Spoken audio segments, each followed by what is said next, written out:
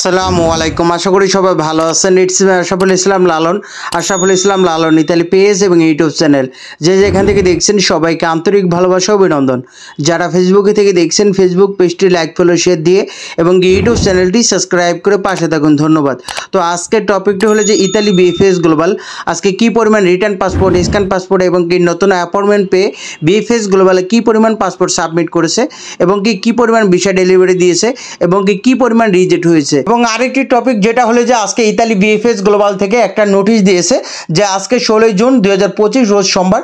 তো আজকে Italy BFS global যেই নোটিশটা দিয়েছে ওই নোটিশে যেই বিষয়গুলো বলা হয়েছে তো ওই বিষয়টা ক্লিয়ার করবো আপনাদের কাছে। তো ওই যে নোটিশে আজকে যেটা বলা হয়েছে, যেটা আপনারা বিগত দিনগুলোতে দেখছেন যে 2022 সাল এবং কি 23 সাল এবং কি 24 সাল এবং কি বর্তমানে রানিং আছে, যেটা হলো যে ভিআইপি সার্ভিস। তো এই ভিআইপি সার্ভিস মূলত আপনারা যারা নিয়েছেন তো তারা বিষয়টা বোঝেন যে ভিআইপি সার্ভিস মূলত তারা 5 থেকে 6,000 টাকা অতিরিক্ত টাকা নেয় যে আপনারা সাধারণভাবে জমা দেয়, তো তার থেকে কিন্তু এই ভিআইপি নামে। তো ভিআইপি সার্ভিসের এই কাজটা কি, তো যখন আপনি ফাইলগুলো নিয়ে যান তো আপনাকে একটা সাইডে একটা অফিসের ভিতর বসায় আপনাকে 200 টাকার বা 150 টাকার খাবার দিবে। এই যে ভিডিও স্ক্রিনে দেখতেছেন এই খাবারগুলো দিয়েই ওই যে আপনার ফাইলগুলো কিন্তু আগে থেকেই রেডি করা, তারপরও তারা একটু দেখাই দেয়। তো ঠিক আছে, একটু দেখাই দেয়, এইটা বলে যে না যে এখানে 5 থেকে 6,000 টাকা অতিরিক্ত নিবে, এটা আসলে কোন হিসাব করে তারা এই টাকাগুলো নিতেছে। তো সেই বিষয়টা তাদের দায়টা এড়ানোর জন্যই আজকে নোটিশটা দিয়েছে। তো এখানে আসলে আমি বলবো যে প্রত্যেকেরই আমি বলছি যে ভিআইপি সার্ভিস কেন আপনি নেবেন। এখানে আপনি আপনার মাধ্যমকে যেই ডকুমেন্টগুলো দিয়েছে মালিকের ডকুমেন্ট এবং কি আপনার নলস্তাটা সকল ডকুমেন্টগুলো যদি রেডি করে ওইখানে আপনি নিয়ে যান সাধারণভাবে কিন্তু আপনি জমা দিতে পারেন। এখন ভিআইপিতে আপনার মনে করেন যে আসলে আমি এখন তো ইতালি ভিসা জমা দিলেই আমার ভিসা হয়ে যাইতেছে, তো আমি ভিআইপি নিলেই আমার কি হয়েছে, আমি তো ইতালি চলে যাইতেছি গা। তো এতে করে দেখা যাইতেছে দেখেন আপনি 5,000 টাকা আপনি অবহেলা করে অতিরিক্ত দিয়ে দিতেছেন, এর ফলে কিন্তু তাদের অনেক টাকা হয়ে যাইতেছে, কিন্তু সেই অনুসারে কাজ করতেছে না। তবে আবার এখানে নোটিশে যে বিষয়টা ক্লিয়ার করতেছে যে অনেকে আছেন যে বুঝতে পারেন যে ভিআইপিতে আপনি জমা দিতেছেন তো আপনার এই যে ডকুমেন্টটা নলস্তা, যেটা মালিকের ডকুমেন্ট বা নলস্তা, এই ডকুমেন্টগুলো আপনাদেরকে আলাদাভাবে যাচাই বাছাই করবে, যেটা ভিআইপি ভাবে না ওই রকমটা না। ওই যে আপনি 200 টাকার যে চানাচুর বিস্কিট খাইয়েছেন ওই যে ওইটুকুই আর আপনাকে দেখাই দিয়েছে, ডাইনবাম দেখাই দিয়েছে, এইটুকুর জন্যই কিন্তু অতিরিক্ত 5 থেকে 6,000 টাকা নেয়। তো এইটা আপনারা অনেকে ভাবেন যে আপনি যেহেতু ভিআইপিতে জমাইছেন আপনি আগে ভিসা পেয়ে যাবেন, ওইটাই তারা ক্লিয়ার করছে। দেখেন আজকে 2023 সালে যেই পরিমাণ গণহারে জমা নিছে, এমনি স্বাভাবিকভাবে জমা নিছে, তারপর আবার তো ভিআইপিভাবে অনেকে জমা নিচ্ছে মানে জমা দিয়েছে, আবার 24 সালেরও কিন্তু এরকমভাবে। তো সর্বশেষ এখন টাকা পয়সা খাওয়া শেষ, এখন তার মনে করেন তারা ওরকমভাবে সমাধান দিতে পারতেছে না। এখন তাদের নামে অনেকে অনেক কথা বলে, এই জন্য দায় এড়ানোর জন্য ধামাচাপা দেওয়ার জন্য যে নোটিশটা দিয়েছে এইটাই আজকে বিএফএস গ্লোবালের যে আজকে মূল বিষয় বা মূল নোটিশ যেটা বলেন। তো আসলে এইটা ওই যে বললাম যে শাক দিয়ে মাছ ঢাকার জন্য চেষ্টা করতেছে, তো এইটাই বলবো তাদের দায় এড়ানোর জন্য আজকে এই নোটিশটা দিয়েছে। এই নোটিশের মূল হেডলাইনটাই হলো যে ইতালি বিএফএস গ্লোবাল দায় এড়ানোর নোটিশ। তো এইটাই নোটিশ, আর এর চেয়ে বেশি কিছু না। তবে আপনারা যারা প্রিমিয়াম সার্ভিস নিয়েছেন বা ভিআইপি সার্ভিস নিয়েছেন তো আপনারা অনেকেই ভাবতে পারেন যে আপনি ভিআইপিভাবে জমা দিয়েছেন, আপনি ভিআইপিভাবে আপনার একটা যাচাই বাছাই হবে, ওইটার সাথে এইটা কোনো কানেকশন নাই। এবং কি আপনি জাস্ট ওই যে বললাম যে ডাইনবামটা দেখাই দিছে আর আপনি ওই যে 200 টাকার খাবার খাইছেন, তো এইটাই মূল বিষয়টা ছিল। তো আপনারা যারা এখনও ভিআইপিতে নেওয়ার চেষ্টা করেন, ভিআইপি নেওয়ার কোনো প্রশ্নই আসে না। আপনি আপনার মতো ডকুমেন্টের আপনি তো ভালো মন্দ বোঝেনই, আপনার নলস্তা, তারপর মালিকের ডকুমেন্ট, তো আপনার ট্যাক্স আইডি মালিকের, তো মালিকের আইডি কার্ড আছে, এইগুলো বিভিন্ন ডকুমেন্টগুলো আপনাকে এক্সপিরিয়েন্স সার্টিফিকেট, এগুলো আপনি সুন্দর মতো সাজায় ওইখানে জমা দিলে কিন্তু তারা ওটা নিয়ে যায়। কেন আপনি অতিরিক্ত টাকাগুলো দিবেন? তো ওইটাই অনেকে জমা দিছে এখন সমাধান পাইতেছে না, 2023 সালে জমা দিয়ে এখনও সমাধান পাইতেছে না। তো তারা দুঃখে কষ্টে বলে যখন ভিআইপিতে সার্ভিস আমি নিলাম এখনও কোনো সমাধান পাইতেছে না। এখন এই কথাগুলো তাদের শুনলে কষ্ট লাগে, হ্যাঁ, এই জন্যই তারা নোটিশ দিয়ে এই ব্যাপারটা ক্লিয়ার করলো। তো এখন শত শত মানুষ এখনও অপেক্ষা আছে, যেই হারে জমা নিছে, ছোট্ট একটা বাচ্চা শিশুও যদি জমা দিতে গেছে তারটাও নিয়ে গেছে গা। এটা আসলে নলস্তা না কি জমাইছে এত কিছু ভাবে নাই, কারণ তারা জমা দিলেই টাকা। তো এইটা আসলে বিএফএস গ্লোবাল দেখেন অতিরিক্ত ফেক কাগজ যখন জমা পড়তেছে, 1 মাস জমা নিছে, 1 মাস দেখছে, দেখতে দেখতে 1 মাস দেখছে, 1 মাসের মাথায় তো তারা ব্যাপারটা তদন্ত করতে পারতো যে এত অতিরিক্ত ফেক কাগজ জমা পড়তেছে, তো আমরা এখন স্টপ করি, এটাকে আমরা ওই যে বর্তমানে যেভাবে জমা নেয় এই সিস্টেমটা চালু করি। এটা তারা করে নাই।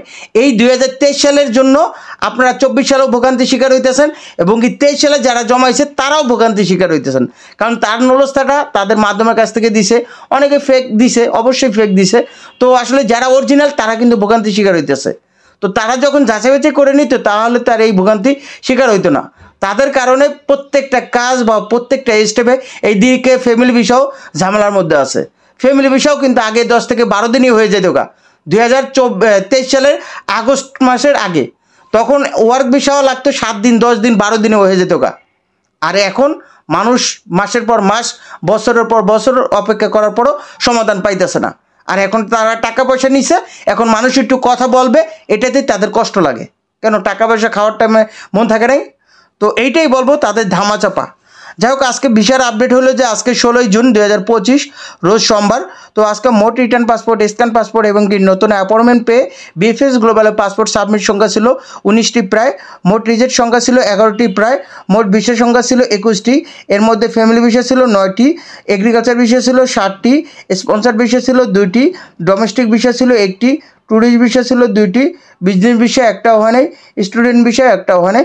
তো আজকে কিছু কিছু জেনেভা শহর থেকেও আজকে ভিসা পেয়েছে এবং কি ভেনিস শহর থেকে ভিসা পেয়েছে। আর রাগুসা শহর থেকে প্রতিদিনই, এমন কোনো দিন নাই যে রাগুসা শহর থেকে ভিসা পায় না। তো গতকাল আপনারা দেখছিলেন যে নাপোলি শহর থেকেও রিজেক্ট হয়েছে, তো রিজেক্টও কম দিতেছে। নাপোলি শহরের ভিসা তো দেয়ই না, আর রিজেক্টের সংখ্যা একবারই কম।